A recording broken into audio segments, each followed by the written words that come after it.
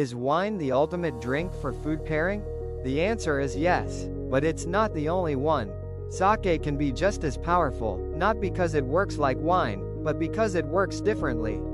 In this video, we'll break down that difference, and show you how to start pairing sake with food. To understand why sake pairs so well with food, we first need to look at how pairing works. Wine often works by contrast, for example, acidity cutting through fat, or tannins drying the palate and balancing richness. This can create very precise and beautiful pairings. But it doesn't always work. In some dishes, wine can actually amplify certain elements. Strong acidity can feel too sharp. Tannins can become more bitter. And alcohol can intensify spice. When flavors become more complex, with sweetness, spice, or fermentation, these effects can make pairing more difficult. Sake behaves differently. There are a few reasons for this. First, it has almost no tannin, and generally much softer acidity. So instead of amplifying those elements, it avoids conflict. It doesn't fight the food, it stays gentle and supportive. Another key reason is umami. Sake is made from rice, something people eat with all kinds of dishes around the world. Because of this, it contains a high level of amino acids, which create umami. And umami doesn't just match with food, it brings flavors together. It creates a sense of unity on the palate. And finally, temperature. Sake can be enjoyed cold, at room temperature, or warm. When it's cold, it feels sharper and more refreshing. When it's warm, it becomes softer and more rounded. This flexibility allows sake to adapt to different dishes, in a way wine usually can't. So instead of relying on contrast, sake works in three ways. It avoids conflict, builds harmony through umami, and adapts with temperature. This is why sake gives you a different way to think about pairing. Let's look at how this works with real dishes. Before we move on, here's a simple way to think about sake styles. This is just a rough guide, but it helps when you start pairing. Lighter styles, like junmai ginjo or junmai daiginjo, tend to be more aromatic and clean. While richer styles, like junmai, often have more body and umami. You don't have to be precise, but keeping this in mind makes pairing easier. Now, let's see how this works in practice. The good thing about sake is that you don't have to overthink pairing. It works well with a wide range of dishes, so you can start simple.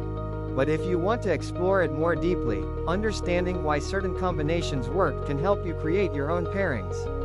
So here, let's look at a few classic Japanese dishes, and how sake naturally fits with them. Let's start with sushi. Sushi is a delicate dish, built on subtle layers of flavor, fresh fish, rice, and umami. With sake, the key is harmony. Sushi is built around umami, from both the fish and the rice. Sake also contains umami. When these combine, they reinforce each other, creating a natural sense of unity. For lighter fish, a more aromatic and clean style like junmai ginjo or junmai daiginjo works well. For richer fish, a fuller-bodied junmai creates more depth and cohesion, bringing the flavors together. Next, tempura. Tempura is light and crisp, but also carries a gentle richness from the oil. The key is to keep that balance intact. Sake's soft structure, with little acidity or tannins, doesn't interfere with the batter, keeping the texture clean and precise. It also supports the richness without becoming heavy. Temperature plays an important role. A chilled sake adds a refreshing lift, enhancing the crispness. A slightly warmer sake softens the impression, creating a more rounded pairing.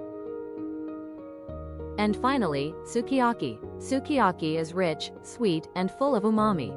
It's a dish where sweetness, savoriness, and fat come together in layers. The key here is balance and depth. Sake works naturally with this complexity. Its low tannin structure avoids clashing with the sweetness, while its umami connects with the savory elements. A fuller-bodied style can match the intensity of the dish, creating a more complete pairing. Richer styles such as junmai work particularly well here. Now let's look at a different side of pairing. Sake isn't just for Japanese food, it works across a wide range of cuisines. And to see this more clearly, let's look at some extreme examples. dishes that are often considered difficult to pair, especially in a wine context. This is where sake becomes especially interesting. Let's start with something spicy, Mapo tofu. Spicy dishes can easily overwhelm a drink, especially when heat and oil are both present. The key here is to avoid amplifying the intensity. Sake's gentle structure doesn't push the spice further, allowing the flavors to stay balanced. Its softness also helps absorb the heat, making the experience smoother. A clean, lighter style like junmai ginjo, served slightly chilled, works particularly well here. Next, kimchi. Kimchi combines acidity, fermentation, and umami. These strong elements can make pairing challenging. With sake, the key is connection. Its umami aligns naturally with the fermented flavors, while its roundness softens the sharp edges of acidity. Instead of clashing, the flavors come together more seamlessly. A medium-bodied style like junmai works well to maintain balance. And finally, anchovy pasta. Dishes with anchovies are intensely savory and salty, with a strong, distinctive character. The key here is to handle both salt and umami. Sake's umami integrates with the dish, while its soft structure helps round out the saltiness. This creates a more balanced and cohesive impression. A slightly richer style like junmai works well to match the intensity. As you've seen, sake works across a wide range of dishes, from delicate flavors to bold and challenging ones. Not because it dominates, but because it adapts. It connects, balances, and adjusts to what the dish needs. So now you see, sake can be just as powerful for food. It's not just for Japanese cuisine, it works across many dishes. Don't overthink it, just try it, enjoy it, and see what works for you. And once in a while, think back to what we discussed, that's where it gets interesting.